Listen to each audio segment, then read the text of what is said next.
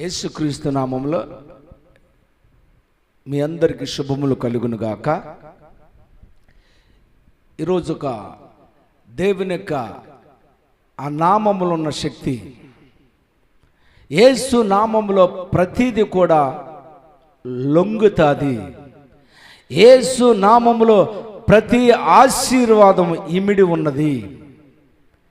యేసు నామం ఎవరైతే ఇచ్చేస్తారో ఆయన సింహాసనం విడిచిపెట్టి నీ దగ్గరకు వచ్చి ఆయన ఆశీర్వదించేవాడు. నువ్వు ఎంతంతకు యేసు నామమును గొప్ప చేస్తావో అంతంతకు నిన్ను నీ పిల్లలను ఆశీర్వదిస్తాడు ఆయన. దేవుని నామానికి స్తోత్రము కలుగును గాక. అబ్రాహాముతో దేవుడు వాగ్దానం చేశాడు, అబ్రహామా నీ సంతానాన్ని విస్తరింపజేస్తానని వాగ్దానం చేశాడు. దేవుడు ఎప్పుడైతే వాగ్దానం చేశాడో అబ్రాహాము సారా ఆ వాగ్దాన పట్టుకుని వాళ్ళు వెళ్ళే ప్రతి చోట బలిపీఠము కట్టడం నేర్చుకున్నారు. దేవుని నామాన్ని హెచ్చించడం నేర్చుకున్నారు. సంవత్సరాలు గడుస్తున్నాయి. 1 సంవత్సరం అయింది, 5 సంవత్సరాలు అయింది, 10 సంవత్సరాలు అయింది, 20 సంవత్సరాలైంది. ఎటువంటి హోప్ లేదు.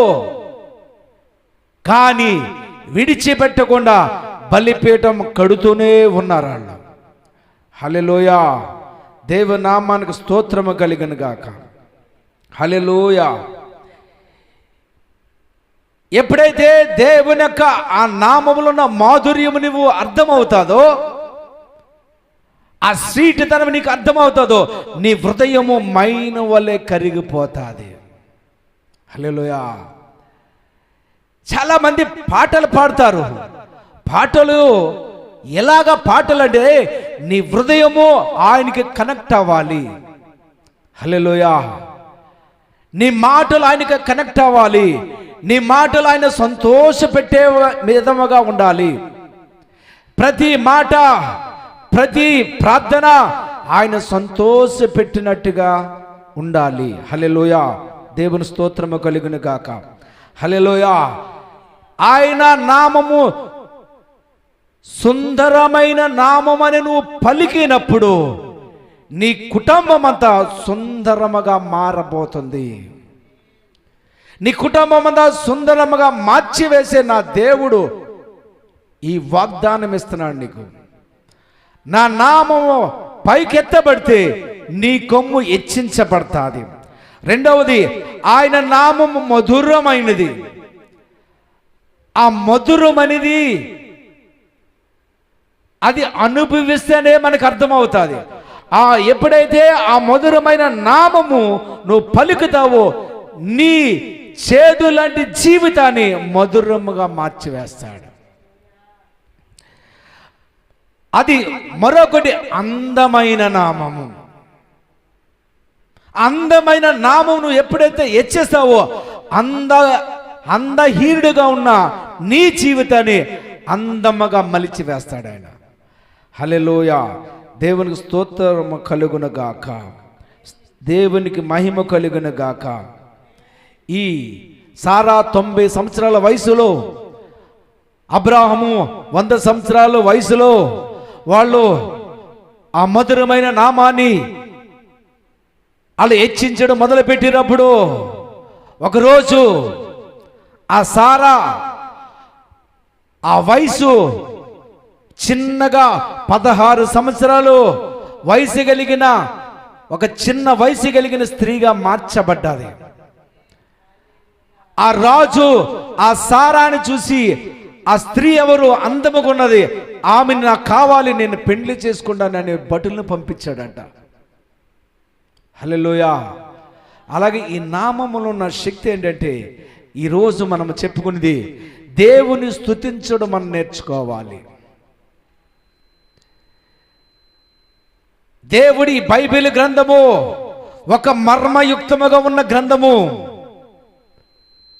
ఈ బైబిల్ గ్రంథము మనము ఆ ప్రత్యక్షత మనం ఎప్పుడైతే మనము సరైన రీతిలో అర్థం చేసుకుంటామో మన దీవెనకరముగా మారిపోతాం. హల్లెలూయా, దేవుని స్తోత్రము కలుగును గాక.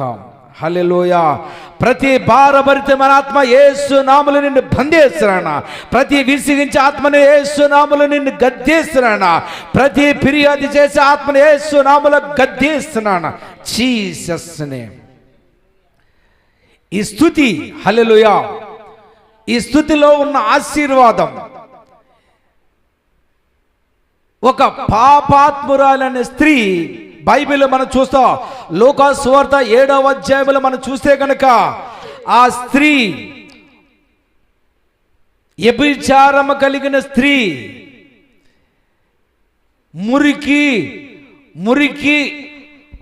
మురికితనము కలిగిన ఆ స్త్రీ, భయంకరమైన వ్యసనాలతో పట్టబడిన ఆ స్త్రీ యేసు దగ్గరికి వచ్చిందండి. హల్లెలూయా. యేసు దగ్గరికి వచ్చినప్పుడు ఆమె జీవితం కంపు కొడుతుంది. ఆ కంపు కొడుతున్న ఆమె ఏమి చేయాలి?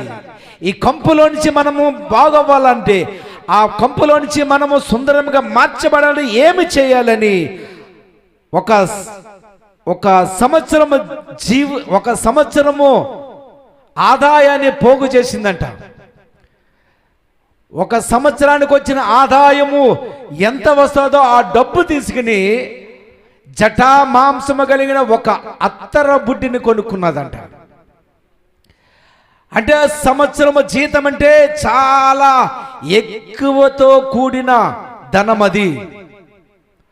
ఆ ధనము పట్టుకుని జటా మాంసము కలిగిన ఒక పెర్ఫ్యూమ్, చాలా విలువ కలిగిన అత్తర బుడ్డి తీసుకొచ్చి యేసు దగ్గరికి వచ్చి పగలగొట్టి ఆయన కాళ్ళంట తల వెంట్రుకలతో తుడుస్తూ కన్నీరు కారుస్తుందంట. యేసు దగ్గరికి నువ్వు వస్తే కన్నీరు కార్చకుండా నువ్వు ఉండలేవు. యేసు దగ్గరికి నువ్వు వస్తే నీ కఠినాత్మ తొలగిపోతాది. యేసు దగ్గరికి వస్తే, యేసును నిజంగా నువ్వు ప్రేమిస్తే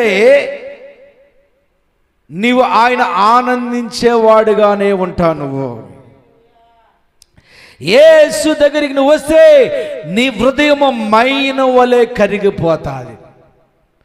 ఇంకా ఆ కఠినాత్మలో నువ్వు ఉంటూ క్షమించలేని తనం, లేదా నీ నోటి నుంచి అపవిత్రమైన మాటలు వస్తున్నాయంటే నిజంగా నువ్వు యేసుని ప్రేమిస్తా లేదు.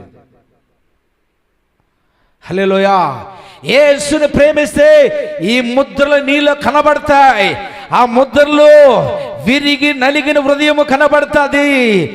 నీవు ఒక్క మాట, చెడ్డ మాట ఉచ్చరించిన నువ్వు దేవుని ప్రేమించినట్టు కాదు. దేవునికి ప్రతికూలమైన ఒక్క మాట మాట్లాడినా నువ్వు దేవుని ప్రేమించినట్టు కాదు. ఆయన నీలో ఉన్నాడని ఆ గ్రహింపు నీవు కలిగితే గనుక నీ జీవితాంతము కూడా ఆయన యందు ఆనందిస్తూనే ఉంటావు. హల్లెలూయా. యేసయ్య నా జీవితంలో జీవించండి, నీవు గొప్ప దేవుడు, ఈ మురుకు శరీరాన్ని తీసివేసి నీవు నాలో జీవించే ప్రభు అని నువ్వు ప్రార్థన చేస్తావు. హల్లెలూయా, హల్లెలూయా. ఆయన నువ్వు గణపరచాలంటే నీలో ఉన్న అపవిత్రత తీసివేయబడాలి. ఆయన ప్రేమించాలంటే నీలోని అసూయ తీసివేయబడాలి.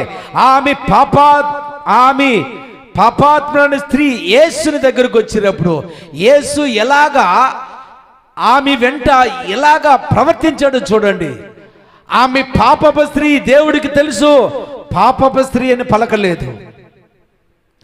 ఆమెని మాటలతో ఖండించలేదు. ఆమెని మాటలతో బాధ పెట్టలేదు.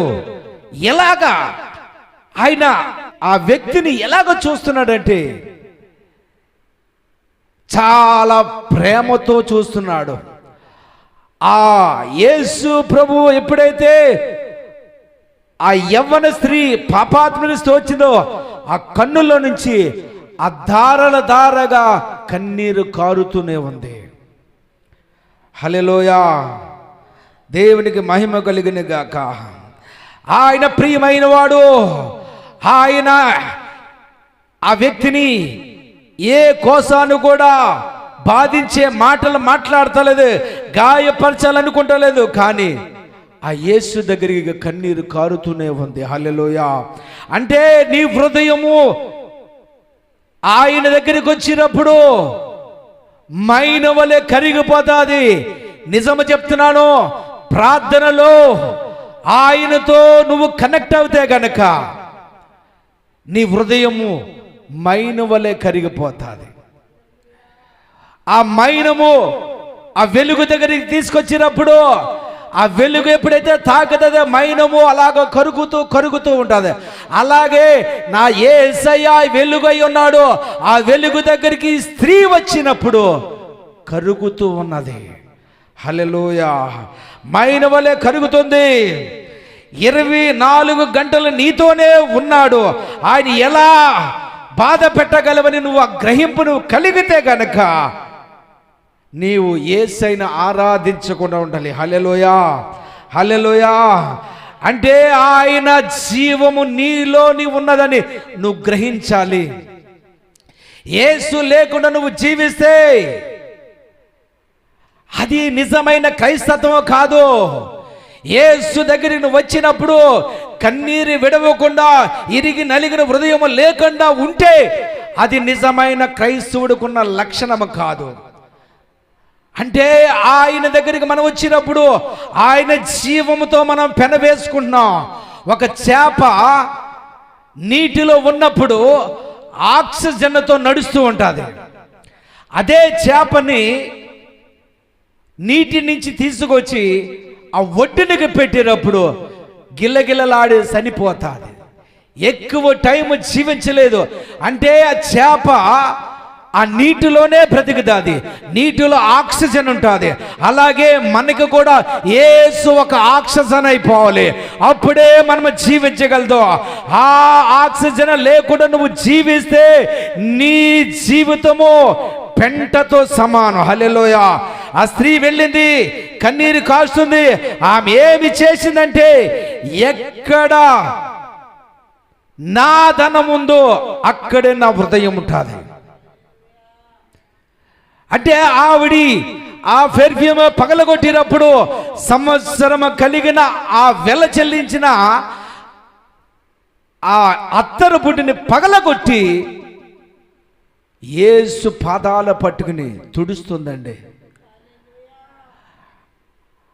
అంటే ఈవిడ ధనం ఏంటంటే యేసునే ధనముగా ఎంచుకుంది. ఆ హృదయం అంతా కూడా యేసు దగ్గర పరితపిస్తుంది, కన్నీరు కారుస్తుంది, ఏడుస్తుంది, ఎక్కెక్కబడి ఏడుస్తుంది, ఆ తల వెంట్రుకలు తుడుస్తుంది. అయ్యా, ఇప్పటి వరకు మురుకు జీవితం, ఎన్నో వేషాలు వేశాను, ఎన్నో చేష్టలు చేశాను, కానీ నా జీవితానికి ఆనందం అనేది లేదయ్యా. అయ్యా, నిన్ను కనుక్కుంటానికి వచ్చానని ఆయన ఏడుస్తూ ఉన్నది. హల్లెలూయా. అది చూసి ఆ పర్ఫ్యూమ్ పగలగొడుతూ చూసి అక్కడ శాస్త్రులు పరిచయాలు కూడా ఈవిని నిందిస్తున్నారు. హల్లెలూయా. దేవుని స్తోత్రము కలుగును గాక. హల్లెలూయా. అంటే నేను ఏమి చెప్తున్నానంటే, ఆయన నీకు రక్షకుడిగా వచ్చేటప్పుడు నీకు రక్షణ ఒకటే కాదు, ఆయన స్వస్థపరిచేవాడుగా వచ్చాడు. స్వస్థపరిచేవాడు ఒకటే కాదు, ఆయన ప్రాణము స్వీకరించా, క్రీస్తు జీవము నీలోకి వచ్చింది. ఆయన ఎలాగా మనం చూస్తామంటే, ఆయన మన రక్షకుడిగా చూస్తా, మన స్వస్థపరిచేవాడిగా చూస్తా, మన కాపరిగా చూస్తా. కాపరి ఒకటే కాదు, క్రీస్తు ప్రాణము నీలోకి వచ్చి, క్రీస్తు జీవము నీలోకి వచ్చిందని అది గుర్తించాలి. హల్లెలూయా. కేవలం కాపర మాత్రమే కాదు, కొలస్సీలు రాసిన పత్రిక 3వ అధ్యాయము 4వ వచనములు చూసే గనుక ఆయన జీవము నీలోకి వచ్చింది. దేవుని స్తోత్రము కలుగును గాక. హల్లెలూయా, హల్లెలూయా. క్రీస్తు నా ప్రాణం, క్రీస్తే నా ప్రాణం, నా కోసం నేను జీవించను, క్రీస్తు గారికి నువ్వు జీవిస్తానని ఎప్పుడైతే నువ్వు ఆ ప్రత్యక్షత నీకు అర్థమవుతుంది, నీ జీవితం నువ్వు జీవించు. హల్లెలూయా. దేవుని నామ స్తోత్రము కలిగిన గాక. అయ్యా యేసు ప్రభు నేను జీవిస్తున్నాను, 50% లోకం 50% యేసు అని నువ్వు అనుకుంటే అది సాతాను నిన్ను మోసం చేస్తున్నాడు. దేవుని నామ స్తోత్రము కలిగిన గాక. హల్లెలూయా. అంటే ఆయన ఏమి చెప్తున్నాడు? కొలస్సీలు రాసిన పత్రిక 3వ అధ్యాయము 1-4 వచనాలు చదివితే గనక అక్కడ ఏమని రాయబడి ఉందంటే, మీరు క్రీస్తుతో కూడా లేపబడిన వారైతే పైనున్న వాటినే వెదకుడి, అక్కడ క్రీస్తు దేవుని కుడిపార్శ్వమున కూర్చుండి ఉన్నాడు. పైనున్న వాటి మీదనే గాని భూ సంబంధమైన వాటి మీద మనసు పెట్టకూడదు. హల్లెలూయా. మన మనసు అంట పైనున్న వాటి మీద మన మనస్సు పెట్టాలి. భూ సంబంధమైన వాటి మీద నీకు 100 కోట్లున్నా నీ పిల్లల మీద, నీ భర్త మీద, నీ ఆస్తి మీద, నీ ఉద్యోగం మీద మనసు పెడితే చచ్చినట్టే. హల్లెలూయా. ఎక్కడి నీ ధనం ఉంటుందో అక్కడే నీ హృదయం ఉంటుంది. అంటే దీనికి ఎలాగంటే ఆ పాపమ స్త్రీ ఆ ధనమంతా కూడా పగలగొట్టి యేసుని ధనముగా చేసుకుంది. నువ్వు యేసుని ప్రేమిస్తే భూ సంబంధమైన వాటిని దేశిస్తావు. అవును అనలేవు. నీ జీవితము దేవునికి ఒక ప్రతిష్ఠితగా నువ్వు చేసుకుంటావు. నా పరిచర్యలో కూడా ప్రేమించును. ఆయన ప్రేమిస్తే ఏంటంటే భూ సంబంధం వాటిని నేను ఆశీర్వాదాలు నేను తప్పు పడతలేదు, ఆశీర్వాదాలని వ్యతిరేకము కాదు. అది యేసు ప్రభు ఇచ్చాడు. కానీ అది ఎలాగంటే ఒక కారు ఇచ్చాడంటే ఆ కారుని బట్టి నేను సంతోషపడను, ఆ కారు ఇచ్చిన దేవుని బట్టి సంతోషపడతాను. పరిచర్య నీకు సంతోషమైందా? పరిచర్య ఇచ్చే దేవుని బట్టి నువ్వు సంతోషపడాలి. నీ పిల్లల బట్టి సంతోషిస్తున్నావా? నీ పిల్లలు ఇచ్చే దేవుని బట్టి సంతోషపడాలి. నీకు ఉద్యోగం వచ్చిందా? నీకు ఉద్యోగం వచ్చే యేసుని బట్టి సంతోషపడాలి. హల్లెలూయా. అందుకనే ఆ యొక్క పరలోక సంబంధమైన నువ్వు ఎప్పుడైతే నువ్వు మనసు పెడతావో నీ యొక్క స్టేటస్ మారిపోదా. హల్లెలూయా. ఇది ఎలాగా దేవుడు చేశాడంటే పైనున్న వాటిని ఎందుకు చూడమంటున్నాడంటే పైనున్న వాటిని యేసు ప్రభు ఏమి చేశాడంటే ఆయన ఒక గొప్ప మర్మం మనకి ఇక్కడ చెప్పబోతున్నాడు. హల్లెలూయా. కొలస్సీలు రాసిన పత్రిక 3వ అధ్యాయం 3వ వచనంలో చూడండి ఏమని చెప్తున్నాడు? ఏలయనగా మీరు మృతి పొందితిరి, మీరు మృతి పొందితిరి. ఆయన మృతి పొందినప్పుడంట మనము కూడా ఆయనతో పాటు చనిపోయాం. హల్లెలూయా. ఆయనతో పాటు చనిపోయాం. ఆయన మృతి పొందిన వెంటనే మనము కూడా మృతి పొందాం. నా కొరకు నా జీవం క్రీస్తు పునరుద్ధానుడయ్యాడు. నా జీవము కోసం ఆయన మృతి చెంది నేను మృతి పొందాను. నాకు జీవం రావాలని ఆయన పునరుద్ధానుడయ్యి ఆయన జీవం నాకు ఇచ్చాడు. హల్లెలూయా. నేను ఆయన కోరిక చనిపోయాను, ఆయన నా కోసం చనిపోయాడు. ఆయన ఇచ్చిన అద్భుతమైన డీల్ ఎలా ఉందో చూడండి. నేను ఆయన కోసం చనిపోతే నా కోసం ఆయన చనిపోయాడు. జీవము లేని ఆయన కోసం నేను చనిపోతే ఆయన జీవం నాకు ఇచ్చాడు. దేవుడి డీల్ ఎలా ఉంటుంది. హల్లెలూయా. యేసు ప్రభు సంఘానికి చేసిన డీల్ ఏంటి? ఆయన తన ప్రాణం ఇచ్చాడు. దేవుడు ప్రాణము పరిశుద్ధ జీవితము. నా ప్రాణము ఆయన కోసం ఇచ్చినప్పుడు ఆయన ప్రాణము నాకు ఇచ్చాడు. ఆయన ప్రాణంలో పరిశుద్ధత ఉంది, ఆయన ప్రాణంలో శక్తి ఉంది, ఆయన ప్రాణంలో ఆశీర్వాద జీవితం ఉంది. ఆయన జీవితము నాకు ఇచ్చి ఇప్పుడు ఆయన అంటున్నాడు నీ జీవితం నాకు ఇస్తావా? నీ జీవితం నాకిస్తావా? నీ సమస్యలు నాకిస్తావా? నీ సమస్యలు నేను తీస్తాను. నీ రోగాలు నాకిస్తావా? నీ రోగాలు నేను తీస్తాను. నీ ఆశీర్వాదాలు నేను ఆశీర్వదిస్తాను. హల్లెలూయా. నేను నీ కొరకు చనిపోయాను, నా కొరకు నీవు చనిపోయి ఇప్పుడు నీ జీవితం నాకిస్తావా? నా జీవితం నీ జీవితం అయ్యి నీ జీవితం నా పని జరిగిస్తే, చూడండి ఇది ఎలాగ చెప్తున్నా చూడ, నా జీవితం నీ జీవితం అయ్యి నా జీవితం నీ జీవితమై నీ జీవిత పని జరిగిస్తావా? నా జీవితం అంట నీ జీవితం అయిపోవాలి. దేవుని జీవితం, యేసుప్రభు జీవితం, యేసుప్రభు జీవితం అయ్యి నీ జీవిత పని విధానం నా ద్వారా జరిగిస్తావా? హల్లెలూయా, దేవుని స్తోత్రము కలిగిన గాక.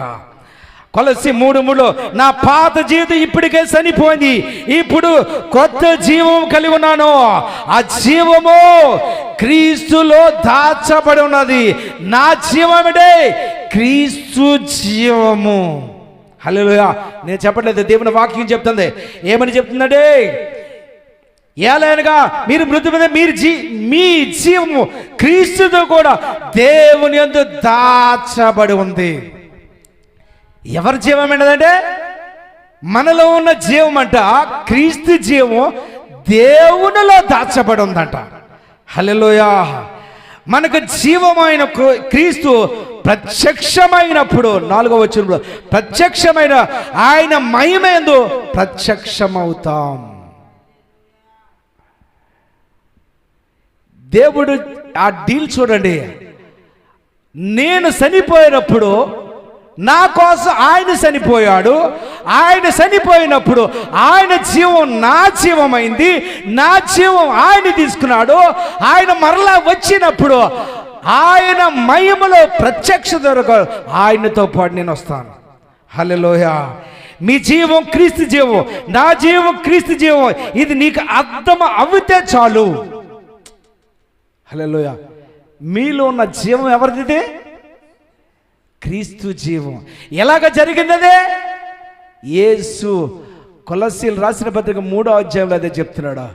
నేను చనిపోయి నా జీవం నీకు ఇచ్చాను. హల్లెలూయా. నీ జీవము తండ్రైన దేవునిలో దాచబడి ఉందంట. దేవుని నామ స్తోత్రము కలిగిన గాక. హల్లెలూయా. ఆ స్త్రీ జటా మాంసం అత్ర పగలగొట్టి యేసు పాదాల దగ్గరగా తల వెంట్రుకలు తుడుస్తూ ఆమె జీవితం నేనే అనేది లేదు. ఇంకా ఆమె ఇరిగిపోయిన జీవితం ఆయన పాదాల మీద పడింది. యేసు నా జీవితం అయ్యాడు, నా ప్రాణం అయ్యాడు, నా ధనము యేసయ్య అయిపోయాడని పలుకుతుంది.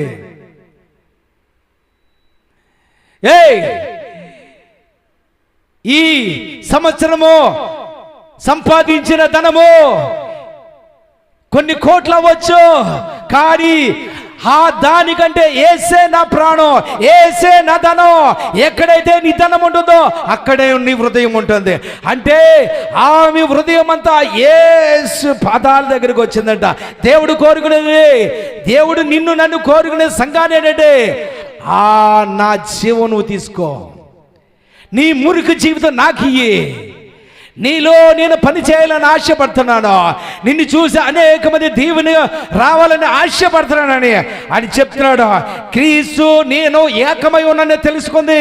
ఎప్పుడైతే జీవం వచ్చిందో నీ జీవము పోయింది. ఇక ఎవరి జీవం ఉంది? యేసయ్య జీవం. సంఘానికి ఈ ప్రత్యక్షత తెలియాలి. అయ్యా నువ్వు మారు మారు మారు అంటే నీ వల్ల ఏమి అవ్వదు. ఆయన జీవించిన నువ్వు జీవించాలంటే నీ వల్ల కాదు. కానీ ఆయన ఏంటంటే, నేను నీలో జీవిస్తాను, నీ శరీరం నాకు ఇస్తావా? హల్లెలూయా. దేవుని స్తోత్రము కలుగును గాక. హల్లెలూయా. ఆయన ప్రత్యక్షమైనప్పుడు మీ జీవము, ఆయన ప్రత్యక్షమైన మీ జీవము ఆయనతో ప్రత్యక్షమవుతాయి. రెండవ రాకడలో ఆయన వచ్చినప్పుడు యేసులాగా వస్తా. యేసయ్య జీవం ఎలాగుందో అదే జీవంతో ఈ భూమి మీదకి వచ్చి పరిపాలన చేయబోతాం. హల్లెలూయా. హల్లెలూయా. ఆ ప్రత్యక్షమైన ఈరోజు క్రీస్తుని జీవముగా చేసే గనుక నీ జీవితంలో ఏ పెనుగాలు రాదు, ఏ తుఫాను రాదు. ఎందుకంటే నీ ధోనిలో యేసు ఉన్నాడు. దేవుని నామ స్తోత్రము కలిగిన గాక. హల్లెలూయా. యేసు పరలోకంలో లేడు, ఆయన పరలోకులకు వెళ్తానని చెప్పాడు. చాలా మందికి అర్థండి, యేసయ్య పరలోకులు ఉన్నాడు, పరలోకములు లేడాయన.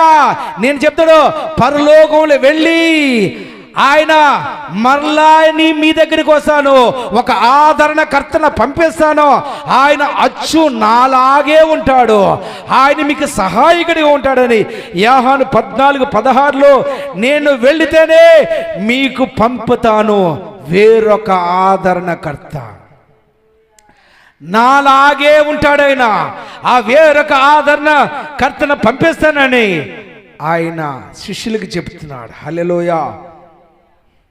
యోహాను 14:18 నేను మీ వద్దకు మరలా వస్తాను, నేను వచ్చినప్పుడు నా తండ్రి వస్తాడు, నేను వచ్చినప్పుడు పరిశుద్ధాత్ముడు వస్తాడు, నేను వచ్చినప్పుడు ముగ్గురు ఏకమై వస్తా నిన్ను ఆశీర్వాదముగా మార్చడానికి. దేవుని నామ స్తోత్రము కలుగును గాక. ఆయన సత్య స్వరూపు ఆత్మ, ఆయన వచ్చినప్పుడు సర్వ సత్యంలోకి మనం నడిపిస్తాడు. క్రీస్తు, తండ్రి, పరిశుద్ధాత్మ నేను ఒక్కటగా ఉన్నాం. పెనుగాలు వస్తాయి, భయపడకూడదు, ముందుకు ముందుకు మనం వెళ్తూనే ఉండాం. పెనుగాలులు వచ్చిన అలలు లేచిన ప్రభు నిలిచి గద్దించును శాంతిపరచును, ప్రభు నిలిచి గద్దించును శాంతిపరచును. వయ్యారే వయ్యారే వయ్యారే వయ్యారే ముందుకు సాగుదాం, వయ్యారే వయ్యారే, ముందుకు ముందుకు వెళుతూనే ఉంటాం. హల్లెలూయా.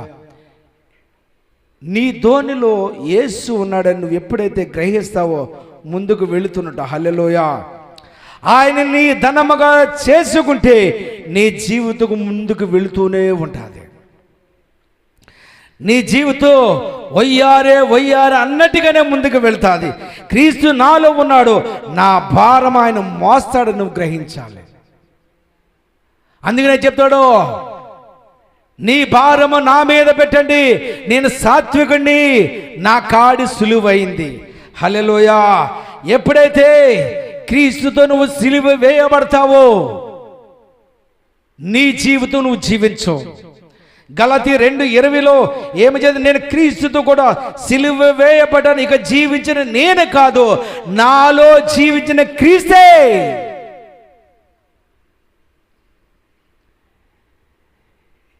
ఈ సత్యము మనకు అర్థం అవట్లే.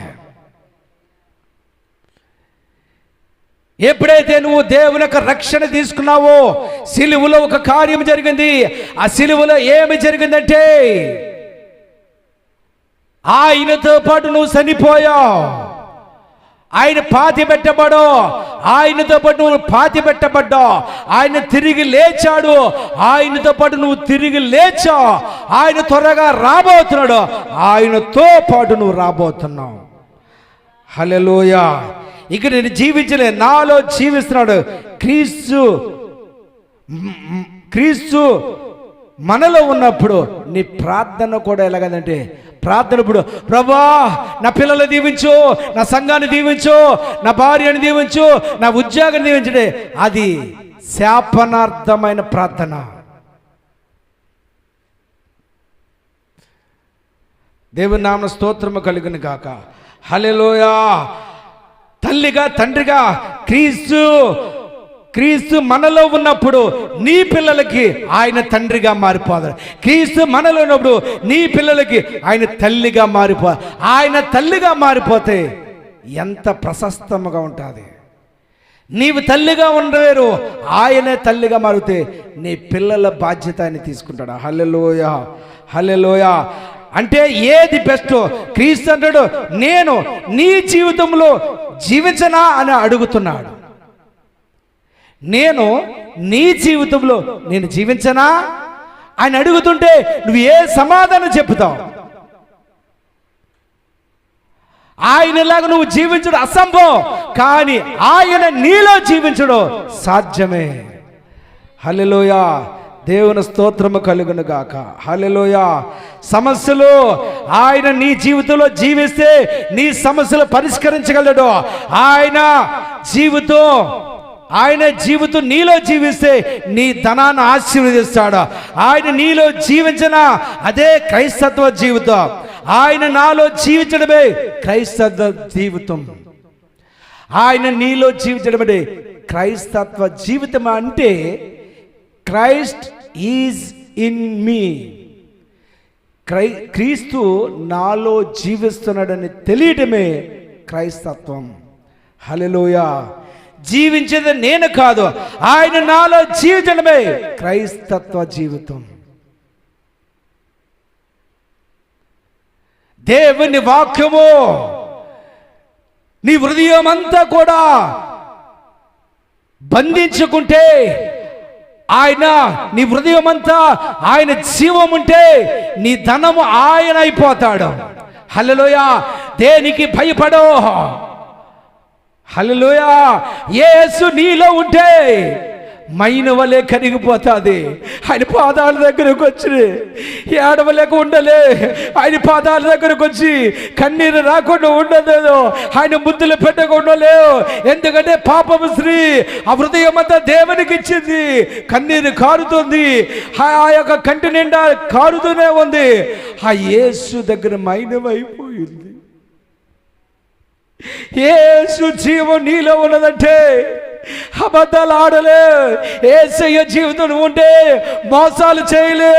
యేసయ్య జీవం నీలో ఉన్నదని తెలిసే ఇతరులకు హాని చేయలేవు. ఇంకా హాని చేస్తున్నా నువ్వు క్రైస్తవుడిగా అనుకుంటే అపవాదిని భ్రమలో పెడుతుంది. హల్లెలూయా. దేవునికి స్తోత్రమే కలిగిన గాక. నీవు క్రీస్తు కొరకు జీవించాలంటే అలాగ జరిగితే అది అసంభవం. క్రీస్తులాగా నువ్వు జీవించాలంటే అది అసంభవం, ఎప్పటికీ జరగదు. కానీ ఆయన నీలో జీవిస్తాడు, అది సాధ్యమే.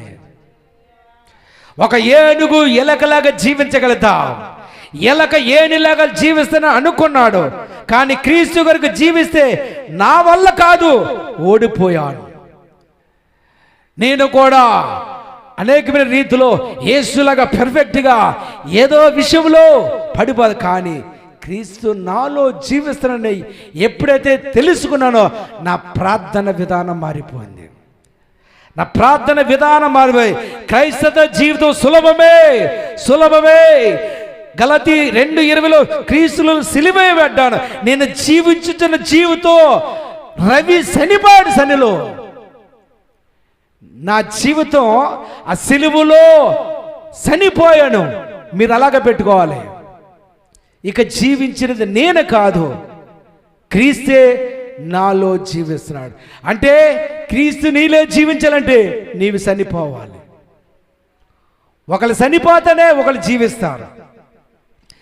అంటే మధ్యన కానీ 50 ఏమో లోకం, 50 నువ్వు, 50 యేసు అంటే అది జరగని పని. హల్లెలూయా. దేవునికి స్తోత్రము కలుగును గాక. హల్లెలూయా. 2 కొరింథీయులు 4:7 ఈ మట్టి ఘటంలో మహిమ ఐశ్వర్యం పెట్టాడంట. గలతీయులు 2:20 ఇక జీవించిన నేను కాదు, క్రీస్తే జీవితం. ఈ శరీరం అనేది రవిది, ఈ శరీరం అనేది మీది, ఈ శరీరం అనేది మీరవచ్చు, కానీ ఆ దానిలో జీవం మాత్రం యేసుది. ఆ మెటీరియల్ జీవం మాత్రం ఆ మట్టి ఘటంలో యేసయ్య జీవం ఉన్నది. దేవుని స్తోత్రము కలిగిన గాక. హల్లెలూయా. అంటే ఈ శరీరం ఉన్న విందనము యేసుది ఒరిజినల్గా. ఇంకా ఇది లోతుకెళ్తే ఒరిజినల్గా ఇక జీవించినది నేను కాదు, నాలో జీవించింది క్రీస్తు. అంటే నా విశ్వాసము కాదు, నా విశ్వాసంలో నేను జీవిస్తలే, క్రీస్తు నందున్న విశ్వాసంతో నేను జీవిస్తున్నాను. క్రీస్తు విశ్వాసము ద్వారా నేను జీవిస్తున్నాను. దేవుని నామ స్తోత్రము కలుగును గాక. హల్లెలూయా. హల్లెలూయా. ఎప్పుడైతే నువ్వు ఇలాగా ఎప్పుడైతే అర్థం చేసుకుంటావో క్రీస్తు విశ్వాసం బట్టి జీవిస్తున్నాను, నా విశ్వాసం లేదు, నా విశ్వాసం చచ్చిపోయింది. నా పరిశుద్ధత లేదు, నా పరిశుద్ధత మురికి లాంటిది. యేసయ్య పరిశుద్ధతలో ఉన్నాను నేను. యేసయ్య జీవంలో ఉన్నాను, యేసయ్య విశ్వాసంలో ఉన్నాను. నా ప్రేమ లేదు, యేసయ్య ప్రేమ నాలుంది. క్రీస్తు ప్రేమ వచ్చింది, నా పరిశుద్ధత ఖాళీ అయిపోయింది, యేసయ్య పరిశుద్ధత వచ్చింది. దేవుని నామ స్తోత్రం కలిగదా. హల్లెలూయా. అంటే నువ్వు ఎలాగ ఏది చెయ్యాలన్నా ఫిలిప్పీ 4:13 క్రీస్తునందు నేను సమస్తము చేయగలను, క్రీస్తునందు నేను జీవించగలను, క్రీస్తులో నేను పరిశుద్ధ గుండెలో, క్రీస్తులో నేను సమస్తము చేయగలనని పరిశుద్ధుడైన పౌలు చెప్తున్నాడు. దేవుని నామ స్తోత్రం. హల్లెలూయా. 2 కొరింథీ 5:15-17 అంటే ఏమైనా క్రీస్తునందు సమస్తము నూతనమాయను, పాతవ గతించును, సమస్తము నూతనమాయను. దేవుని నామ స్తోత్రము కలుగును గాక. హల్లెలూయా. ఇక్కడ నేను దేవుని వాక్యము చెప్తున్నాను, అగ్నితో నింపబడుతున్నాను, ఫ్యాన్లు తిరుగుతున్నాయి, కానీ దేవునికి అభిషేకంతో ఫ్లో అవుతున్నాను. ఎందుకంటే ఆయన జీవము ఎప్పుడైతే నువ్వు తీసుకుంటావో నీకోసం నువ్వు బ్రతకవు. దేవుని నామ స్తోత్రము కలుగును గాక. హల్లెలూయా. నీకోసం నువ్వు బ్రతుకో. బ్రతుకుట ఆయన కొరకే, సావైతే లాభం. బ్రతికిన ఆయన వారమే, చనిపోయిన ఆయన వారమే అని ఎప్పుడైతే నీ ఈ సువార్తలాగా నువ్వు అర్థం చేసుకుంటావో నీ జీవితం నువ్వు జీవించవు. అయ్యా, ఈరోజు సంఘము కూడా ఏ స్థితిలో మగ్గిపోయిందంటే నీవు ఎవరిని కలిగి ఉన్నావో అది తెలియట్లేదు. ఈ ప్రత్యక్షత అపోస్తలుడైన పౌలు ఎప్పుడైతే నువ్వు అలాగా ఆ జీవాన్ని నీవు పొందుకుని నీలో ఉన్నది ఎప్పుడైతే గ్రహిస్తావో నీ ప్రార్థన మారిపోతుంది. హల్లెలూయా. నువ్వు ఇంకా ప్రార్థన తక్కువ చేస్తావు, దేవుని స్తుతించడం ఎక్కువ మొదలు పెడతావు. క్రీస్తులో నేను సమస్తము చేయగలను, క్రీస్తులో నేను పరిశుద్ధుడిని, క్రీస్తులో నేను ఆశీర్వదించబడిన వాడిని, క్రీస్తులో నేను సమస్తము చెయ్యగలనని ఎప్పుడు నువ్వు పలకగలవంటే ఆయన జీవము నీలోకి ట్రాన్స్ఫర్ అయింది. సంఘానికి ఇది తెలియాలి. ఎప్పుడైతే తెలుస్తుందో అపవాది వణికిపోతాడు. అయ్యా, ఈరోజు అపవాది నన్ను వచ్చి పీడించేస్తాడు, అపవాది నన్ను చంపేస్తున్నాడు, అపవాది నన్ను బాధించేస్తాడు. అక్కడ వాక్యం అలా లేదు. అపవాది అంటున్నాడు, ఓ దేవుని కుమారుడా, నీకు మాతో పనేంటి, మమ్మల్ని నశింప చేయడానికి వచ్చింది నా అపవాది అంటున్నాడు. అదే దేవుడు, అదే జీవం, అదే పరిశుద్ధత కలిగిన అదే వెలుగైన దేవుడు నీలోనికి వచ్చి ఆయన జీవం నీలోకి ఇచ్చి నీ జీవం ఆయన తీసుకుని ఆయన ఈ భూమి మీద సంచరించి నా ప్రజలని నేను నా మహిమను చూపించాలని కోరుకుంటున్నాడు. నీ జీవితం ఆయనకి ఇస్తావా అని అడిగితే ఆయన నీ జీవితం నాకు ఇస్తావా, నీలో నేను జీవించి నా పని నేను చేసుకుంటానని అడిగితే నువ్వు ఇవ్వగలిగితే దేవుని రాజ్యం ఈజీగా కట్టచ్చు. హల్లెలూయా. ఈరోజు అన్య జనాంగానికి యేసు ప్రభు ఏమి చేశాడో తెలియట్లేదు. పరలోకానికి వెళ్ళాలన్నా, స్వర్గానికి వెళ్ళాలన్నా నీ నీతి కార్యాలు మురుకుకుంటూ ఏ కోసాన్ని కూడా ఎక్కడికి వెళ్ళలే. నువ్వు మరి ఎలాగెళ్తావంటే ఆయన జీవము ద్వారా నువ్వు వెళ్తావు. ఆయన జీవము ఎలాగా తీసుకున్నావంటే కేవలం నువ్వు నమ్మటం వలనంతే. బిలీవ్. హల్లెలూయా. దేవుని స్తోత్రము కలుగును గాక. ఇటువంటి సువార్త ప్రజలకు అందాలి. ఈ కృపాకాలంలో ఆ పౌలులు లేపబడాలని దేవుడు కోరుకుంటున్నాడు. అటువంటి నిశ్చయత మనందరికీ వచ్చునుగాక. యేసు నామములో అయా యూట్యూబ్ చూస్తున్న ప్రతి ఒక్క బిడ్డ యేసు నామములో ఆశీర్వదిస్తున్నాను, యేసు నామములో దీవిస్తున్నాను తండ్రి. ఇప్పుడే యేసయ్య జీవము ఈలో ప్రవేశించిన గాక. అయా యేసయ్య జీవం మాలో ఉన్నదని ఆ గ్రహింపు వచ్చును గాక. క్రీస్తులో సమస్తము చేయగలనని ఆ నిశ్చయత వచ్చిన గాక. నువ్వు తాకితే యేసయ్య తాకుతాడు, నువ్వు మాట్లాడితే యేసయ్య మాట్లాడతాడు, నువ్వు నడిస్తే యేసయ్య నడిస్తాడు. అదే జీవం నీలో పెట్టాడు. ఆ జీవాన్ని బట్టి స్తోత్రమయ్యా, స్తోత్రం తండ్రి. ఈ ప్రత్యక్షతను బట్టి వందనాలు. సమస్త మహిమ ఘనత ప్రభావాలు మీకే కలుగును గాక. జీసస్ నేమ్ ఆమేన్.